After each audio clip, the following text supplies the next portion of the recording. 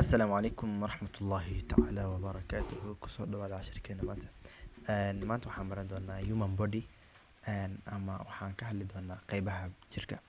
Marka human body parts waxa weeyaan waa qeybaha jirka bini'aadamka.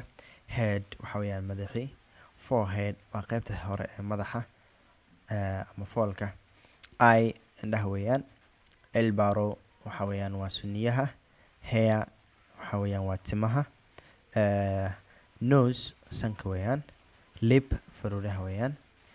Shoulder garbaha weeyaan.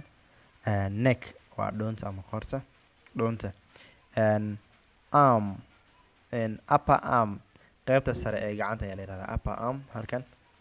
halkan ka muuqata ayaa la yiraahdaa upper arm.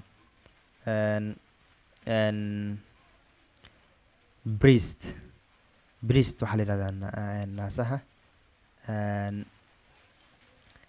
The next one is elbow waxaa la yiraahdaa xusulka.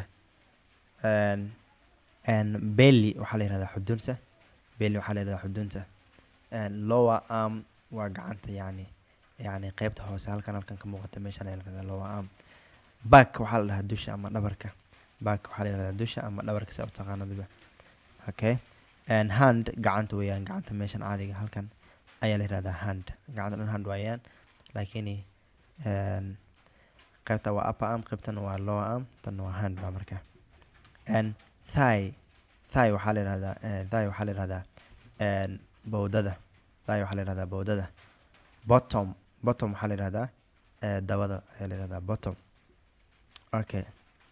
Knee waxaa la yiraahdaa jilibka. Knee waa jilibka ama jilbaha. Calf waxaa la yiraahdaa kubka ayaa la yiraahdaa kubka. Calf waxaa la yiraahdaa kubka af Soomaaliyan kubka weeyaan. Okay. Lower leg waa lugta qeybta hoose ayaa la yiraahdaa lower leg qeybta hoose weeyaan.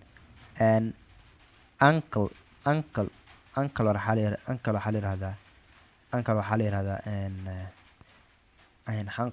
xanqowga la yiraahdaa ankle. Mid u dambaysa waxa weeyaan waa foot waa cagaha. Foot cagaha weeyaan. Cagta ma aragtaan ayaa la yiraahdaa foot.